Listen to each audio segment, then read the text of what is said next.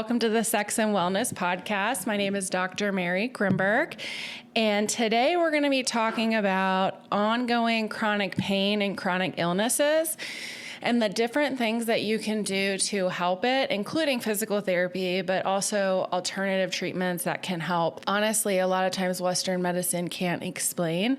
And what I mean by that is when you go into a doctor's office or a healthcare person's office and say you've had back pain for 7 years, right? They may go through the gamut of, okay, well, what can they do?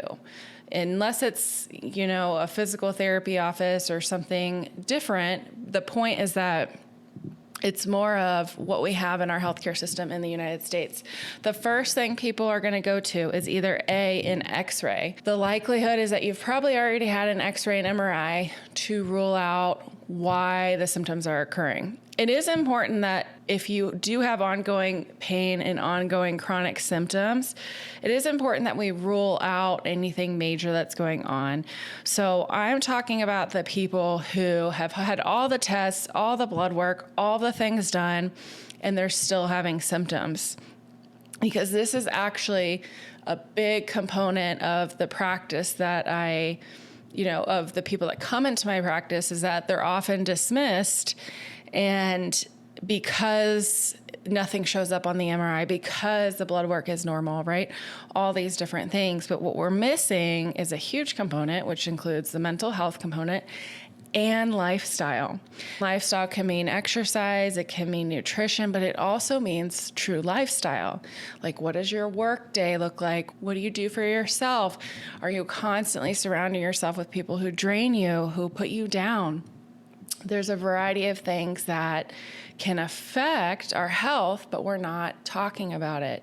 And so that's what I want to talk about today. And the reason I want to talk about this today is because this is something that I've had to personally work through myself. Chronic pain and chronic unexplained illness that nobody could ever explain why.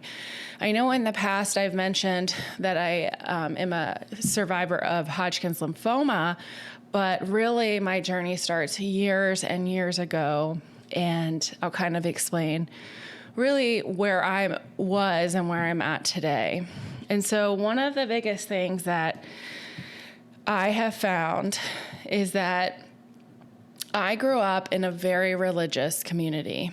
And in this community, it was looked down upon to dress a certain way. I mean, I would have to go to detention if my kneecap showed a little bit. If I cursed, I was told to act like a lady. In the meantime, my male counterparts were able to, and that was not a big deal. So overall, there were strict rules in telling me what I can and cannot do, which limited me from exploring who I was and what I wanted in life. Instead, I was put through a system that limited that and told me that if I did certain things, that I would be punished in this lifetime or the next. And telling that to a 5-year-old repeatedly over and over, that can cause a lot of trauma. And so you'd say that for years and years.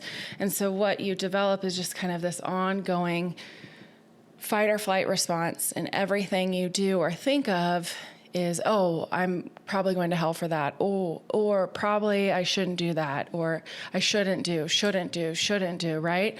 And over and over and over. And so essentially this, even if you didn't grow up in a community like this, what I will say is that it can be any childhood trauma. It can be any trauma in general, not even as a child. It can be assessing why you have ongoing boundary issues by saying no or sticking up for yourself, right? All of these things relate back to chronic illness. And a majority of people that I see that have chronic illness or have chronic pain have dealt with some significant trauma in the past, whether it's childhood or adulthood. And either way, what happens is that keeps our body in fight or flight mode. And what that means is that if we are constantly in the state of, oh my gosh, I don't want to offend anybody, I don't want to do anything, I don't want to say the wrong thing, I don't want to get In my situation, like, I don't want to get detention in school because I showed a little bit of kneecap, right? And so when you grow up and you're constantly judged or you're unable to express who you are, you start to internalize a lot of that, like there's something wrong with you. And I'm here to tell you there is nothing wrong with you. Any system that tries to control you is really limiting who you really want to be. One of my favorite quotes is, I don't even know who it's from, but basically the saying was, who were you before the world told you you couldn't be? Because we have a lot of people in our lives that likely mean well, right? If they're not understanding that true love or true support is really embracing somebody for who they are, regardless of the beliefs that they have. And to me, that is true love and showing up for the person. However, if we are chronically surrounding ourselves with people that don't empower us, put us down when we're excited, make fun of us for things that we enjoy, that shit will eat you up day in and day out. And so one of the biggest things that I will say that has helped me is going to therapy and understanding that, hey, this isn't you. This is other things that are happening to you. Also, what can I do to change the circumstance? And how can I make my life better because of this? One of the biggest things that I like to say is when something bad is happening to me, instead of saying, why is this happening to me? I change the phrase to, why is this happening for me? Because a lot of times you don't know why it's happening, but you know that, first of all, you don't have control over the outcome as much as you want to try, but also understanding that let things play out, because in the end, things always work out the way that they were supposed to. And keep in mind, I am not a psychotherapist. I have had psychotherapists on this podcast, and we've dove into some of these topics as well. But I'm more wanting to talk about why we can be experiencing ongoing chronic pain and symptoms outside of that normal Western medicine world, especially in the United States. We tend to just go all or nothing. And so what happens is then you get these subset of people, including myself, that nobody can figure out what's going on, and they just kind of have to deal. And so my symptoms first started coming, since I can remember, at the age of 5, chronic fatigue, severe anxiety, and just always on edge and just wanting to sleep all the time. And it would gradually get better, then it'd get worse. I went through a lot of stress in 2004, got mononucleosis, and that flared up significantly, and I was pretty debilitated for about a year. Nobody believed me. There were people around me that were very close to me that told me to work out because I was being lazy. And when I did work out, then I'd flare up and become exhausted for a few days to weeks at a time. And so like I said, it's a very sensitive subject for me because I have so many people in the clinic that experience the same thing. And next week, we'll be talking about gaslighting with Dr. Allie Goodwin, which I'm really excited about because a lot of people that we see are gaslit. And gaslit is basically, what that means is that you are questioning your own sanity. I'll give you an example. I would repeatedly go to doctors. I had this lump right here. I went to the same doctor 3 different times, and they were just like, you're fine, take some antibiotics. And it turned out, I listened, and I thought I was crazy. I was like, okay, well, I'm not going to push this. If this person doesn't think I have cancer, then I'm going to just not push it. I decided to seek a second opinion, and that person immediately took a biopsy, which was not an option with the previous person that I had seen over, 2 or 3 months when I could have started treatment by then. And it turned out that it actually was cancer, and I was right. I questioned my sanity there for a while because I felt this lump. I knew something was off, but I was told that I was fine and the scans were clear. And so that is just one example. I have been gaslit over and over and over for my fatigue. At one point, I was told that I had narcolepsy, which I don't. I was just fatigued. And so I was told to go on that and then to take a form of a roofie basically at night to sleep, so that way I could sleep through the night. But I needed to make sure that somebody was next to me to make sure I was breathing. I kid you not, this was a conversation I had with a doctor after having a sleep study done. That was their result. And so fast forward, over time, I've dealt with the cancer treatment. Now I have the symptoms from that as well. Overall, it was really important for me to go on this journey so that way I could help other people in understanding that, hey, you're not crazy. And hey, there's still a lot that you can do, even if you're dealing and struggling day to day with chronic pain or chronic illness. And so these are some things that have helped me. And obviously, I want you guys to talk to a psychotherapist. And, that's the biggest thing, is understanding how psychotherapy can help. I used to think that was kind of a cop-out, like when you'd see somebody, they'd be like, oh, you need to go to therapy. I do think that sometimes the way people say it can make it sound like it's all in your head, but it's not in your head. What it is your body can stay in a fight or flight mode. And that means the body can't heal. It can't rest the way it wants to. It can't recover itself. So you stay depleted over and over and over. And when we stay in those modes, that's when we can see a flare-up of chronic pain. We can see a flare-up of a chronic illness. So mine's fatigue. So fatigue can kick in and I'll be pretty exhausted for a week or two at a time.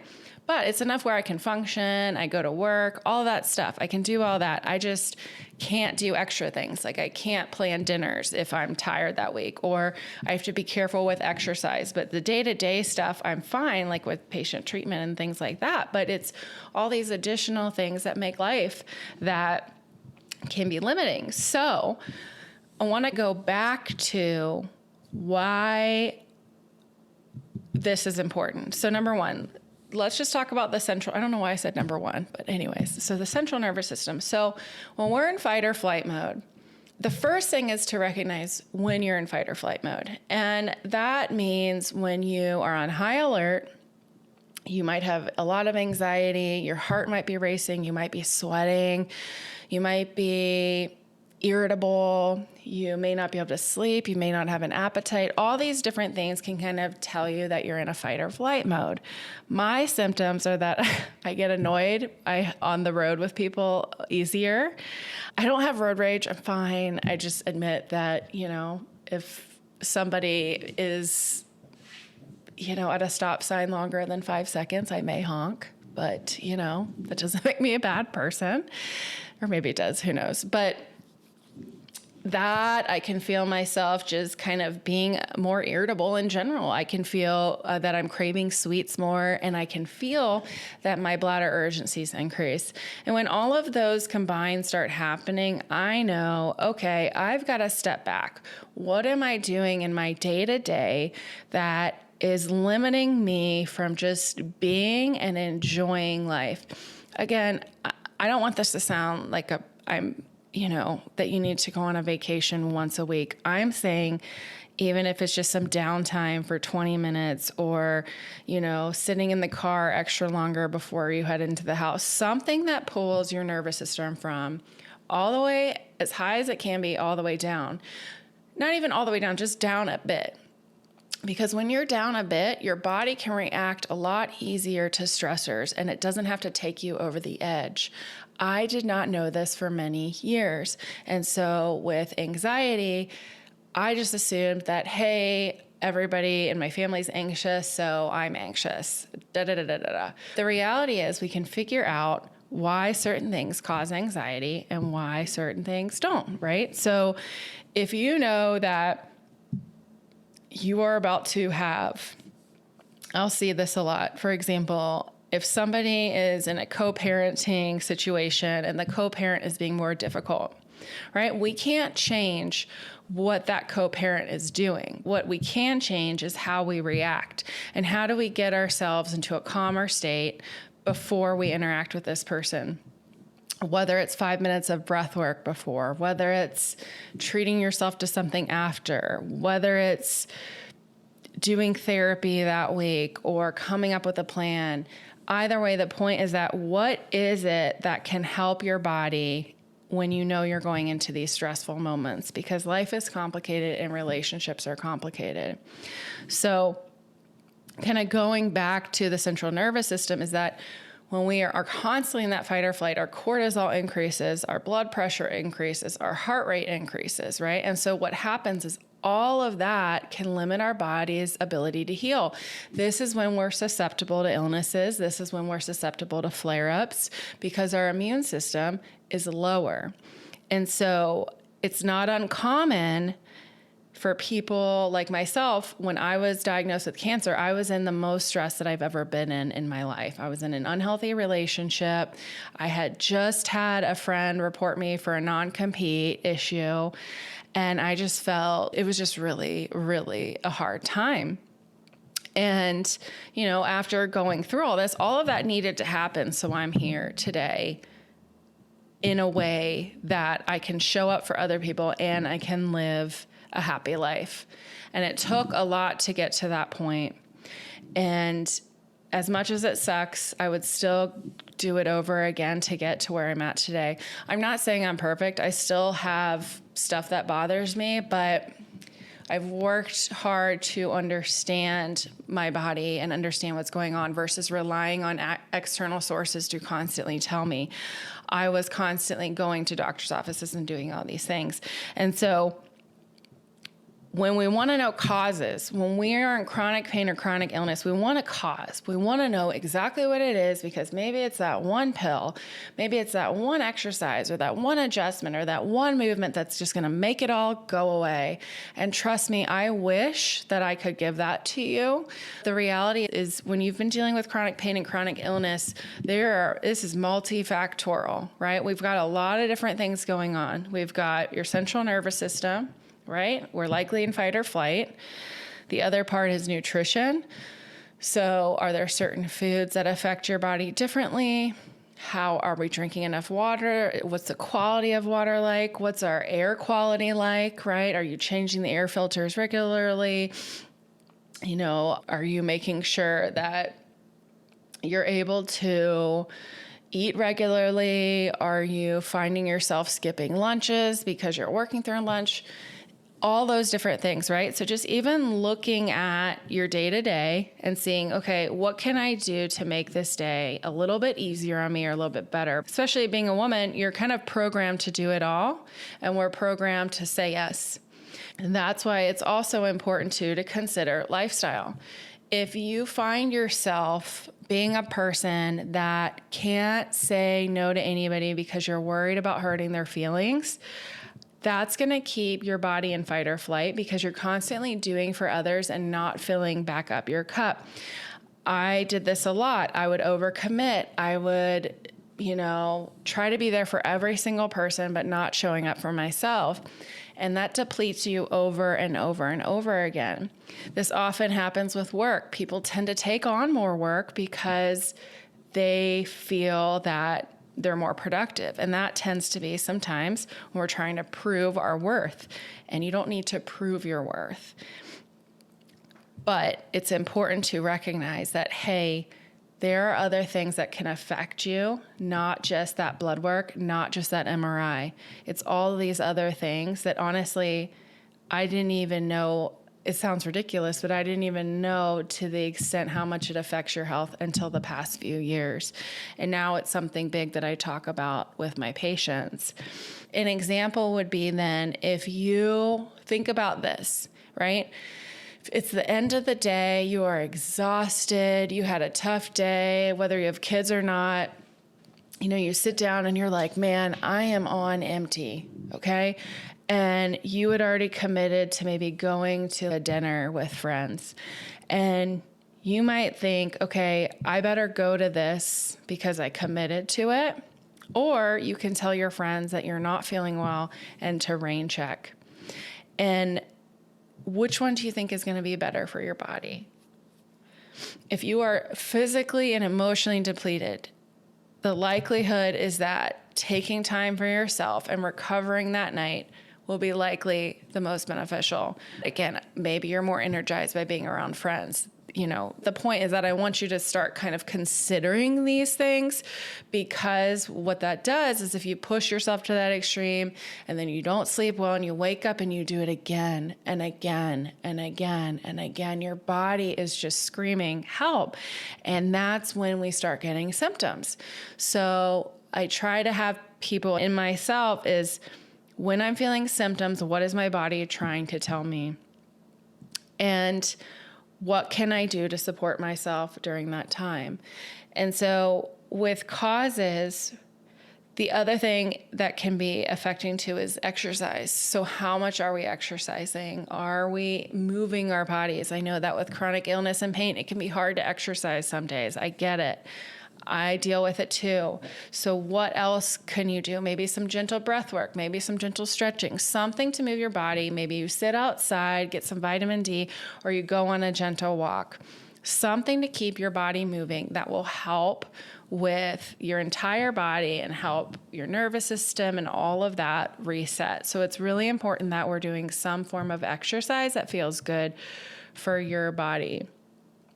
And then the next thing will be, okay, well, working on this in therapy is helpful because it will help you regulate your nervous system, which then will translate into better sleep, just feeling better overall, more upbeat energy, a lot of different things along those lines. So you can kind of see how these will all translate. But where it gets lost is people are just told to go to therapy, but not why and how that can make you feel better. What I find is that people that have dealt with chronic illness have been gaslit so many times that being told to go to therapy is almost like another slap in the face, because it's another, oh, it's in your head kind of thing.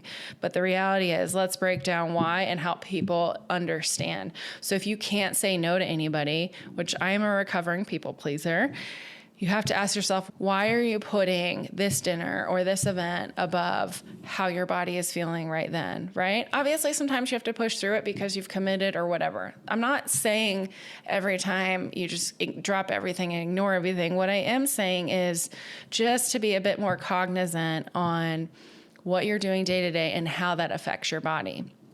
And so what's cool is there are these mood trackers too, and how you're feeling. And that's important to look at. And there's plenty of them out there. And what you can do is kind of start tracking how you feel each day and then what you did that day. And you can kind of see, oh, okay, I wasn't happy, but I wasn't sad. These are some things that happened. And then the next day it might be, oh, you felt great. What did you do that day, right? I ran, I walked, or whatever, I saw a good friend. And you can start noticing these patterns. And when you start noticing these patterns, you can start making changes. Yes, there's going to be some good days, and yes, there's going to be some bad days. What were the common themes that we saw in the good days, right?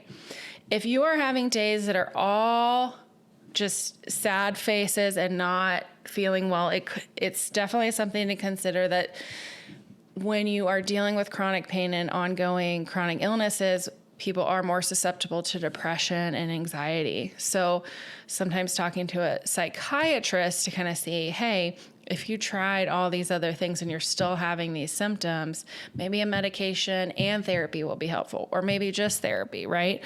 The point is to kind of consider that with your doctor. And that doesn't mean you need to stay on the medication forever. It could be that you just need it for a short period of time to kind of decrease some of your symptoms so that then you can work through some of this deeper stuff and then talk with your doctor and see if it's something you want to stay on. The way I was described medication for anxiety and depression was more of, okay, you have two options. If you've tried all the natural route, right? You've tried exercise, you've tried diet, you've tried lifestyle, you've rolled everything out, and we just know, okay, we have significant depression here. You can do one of two things, right? You can take the medication, which we know can help reduce the cortisol, which can help decrease your stress levels, which can help your body, or we can push through it and just say we don't need medication. And we know that high cortisol increases blood pressure, increases heart rate. All of these different things that we know stress causes illness too. So you have to decide if that's something that's right for you.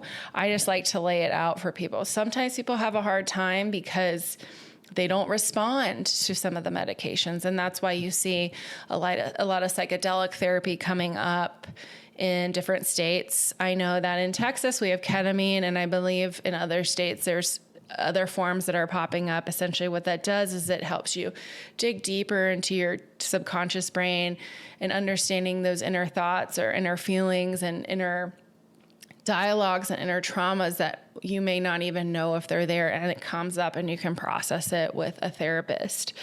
And so it's important that we get help from the mental health component and understanding, hey, is there something else going on that can also be increasing my nervous system overactivity? There's debate on whether or not to go on medication. Like I said, that's not for me to decide for you. It's more of, hey, if we can get your nervous system calmed down a bit, that might help your pain, because the nervous system the pain is part of the nervous system. And so when your nervous system is heightened because of depression or anxiety, what happens is that your pain levels are going to be heightened as well, because it's all the same system. So that's why you might see sometimes people are put on anti-anxiety meds when they have a lot of pain, and you will see a decrease in their pain. So that is also something that is important to note as well. So looking at all those different things. So now say you look at your everyday life, right? Like, who are the people around you that make you feel happy? Not make you, right? Nobody can make you feel any way, but who are people that you light up when you're around, right? That show up when they're there, that hold space for you, that truly love you for you. Those people are really hard to find.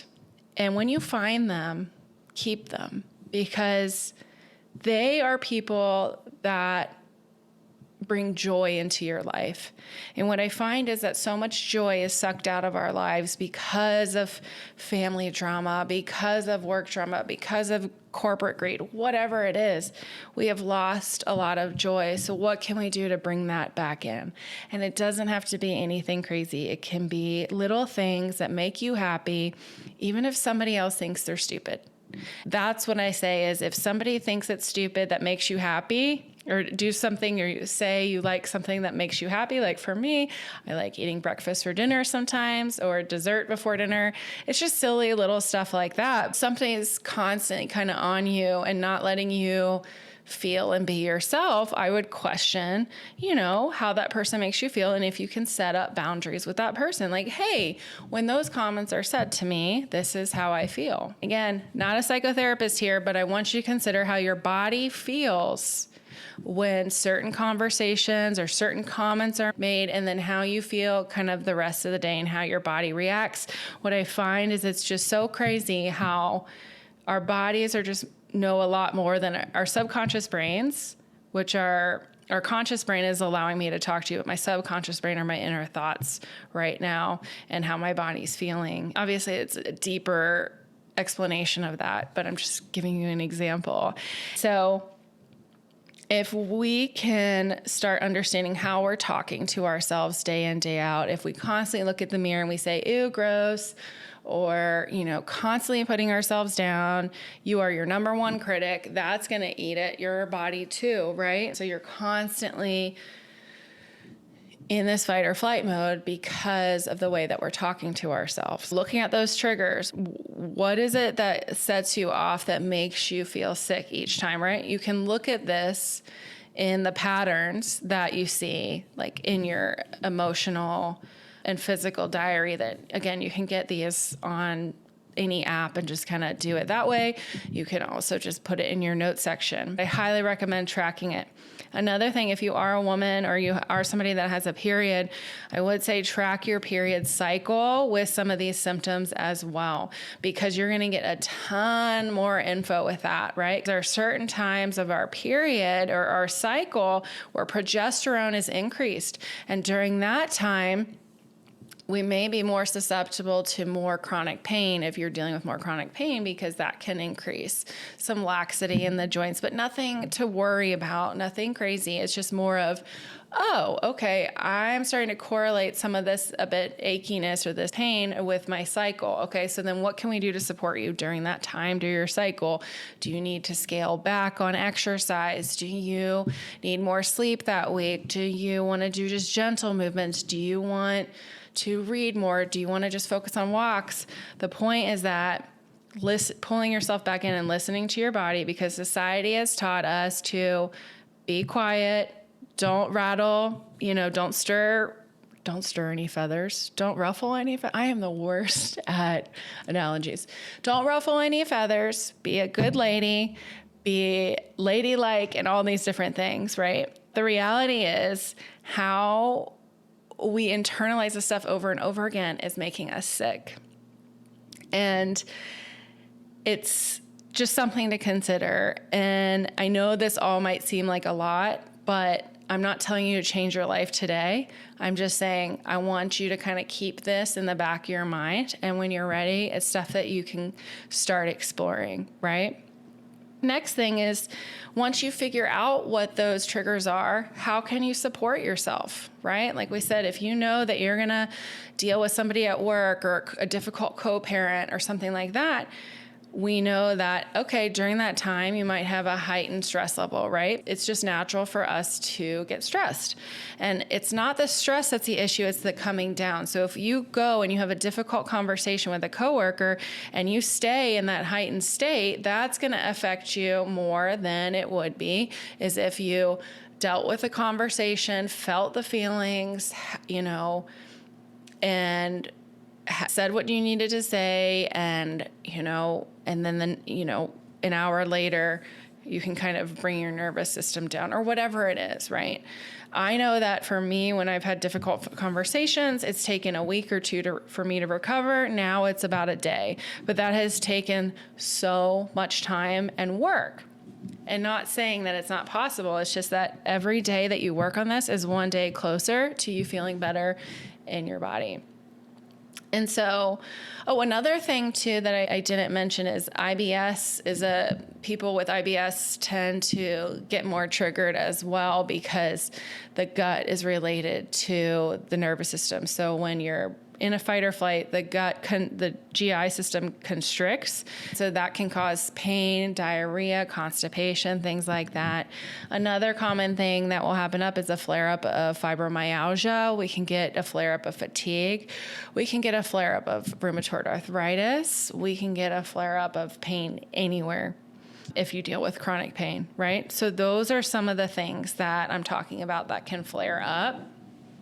Recognizing that there is that correlation, because I know a lot of people with IBS, they constantly go to the doctor. They're constantly in the cycle over and over and over of gut issues. And the one thing, I'm not saying all this will cure your IBS, but what I'm saying is it can definitely help manage your symptoms, because you're managing your central nervous system, which manages the gut's reaction to things.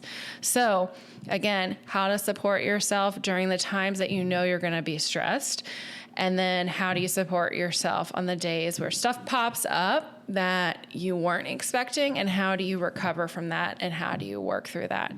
And that's where that diary and that emotional tracking is going to help you, because you can see, oh, okay, this happened this day, but then I went on this, for me, walking outside always helps, always, except when it's like 120 degrees here in Austin. Now it's, like 70 and it feels amazing. But What is that? And, and you'll learn. You may not know right now, but you'll learn, oh, okay, so I know that this helps. I know that this helps. For me, exercise across the board helps every time. If I'm dealing with more fatigue one day, what I'm going to do is I will either maybe sit outside or do some breath work outside, or if it's not nice outside, doing some body movement, something to pull myself in my body and tell me that everything is going to be okay. And yes, so overall, again, monitoring your symptoms, figuring out how to support yourself. What does that look like? One of the things that I never did was support myself sometimes after I do a psychotherapy appointment. And after that, I always was just toast. And so what I've tried to do, and I do pretty often, is I try to make those sessions at the end of the day, or I try to make it, before a time that I have a little time to myself. Because if I do a therapy session from 9 to 10, a psychotherapy session, and then I treat a patient at 10, it is just, my brain is just overwhelmed, right? You don't have time to process anything you talked about. So what can you do to kind of buffer a little bit of that time to kind of give you whatever boost that you need? Again, I know that there's times where that's not possible. I'm just saying that crash that you feel after therapy is essentially your nervous system saying, hey, I need to kind of recover here. And before, I used to push myself and be annoyed that my body was like that. But instead, I listen to it. I rest, or I do something that brings my nervous system down. Or, if I'm at work, what can I do to help with that? There's just a variety of different things. Again, not saying you have to go to a spa every day, because that's just not reality. It's more of looking at all of these different things.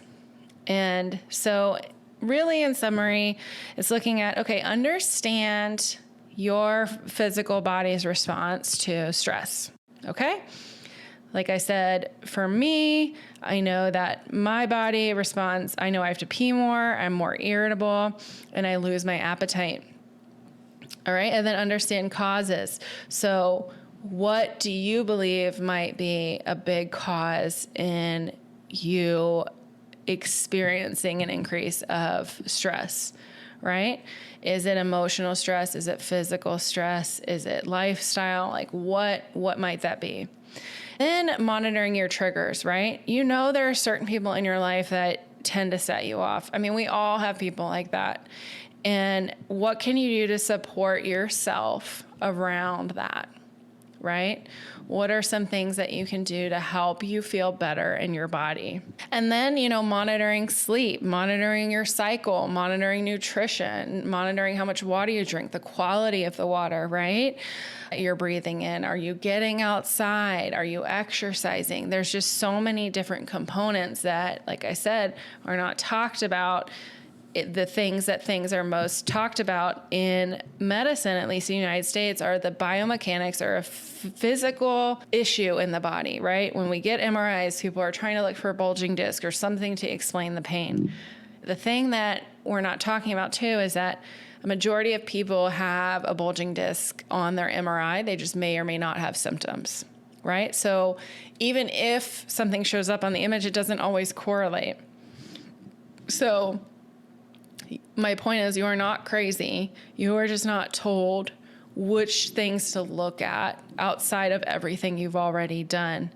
You can try these extreme diets. You can try all these things. You can try a million different things. But what it all comes back to is your nervous system. And I wish I knew this years ago, but all of this can affect, chronic pain and chronic illness. And so knowing that there's a lot more that you can do than just the medications and relying on everybody else to tell you what to do with your body.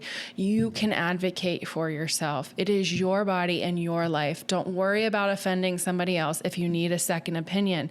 That second opinion saved my life. And I was just talking to somebody the other day that they wanted to switch to a different doctor, but they would not let them switch within the same practice. I said, are you sure they won't let you switch? Or that's what they mentioned? Because if they're not willing to let you make a decision about your own healthcare, that might not be the practice for you. And so please rely and start pulling yourself more into your body and trusting your intuition and trusting your body, because, obviously when you're first learning this, you don't really know what's going on or why you might be having symptoms. But the more you practice and the more you pull yourself into your body and you start asking these questions and you start looking at these things, you can really make a significant amount of progress.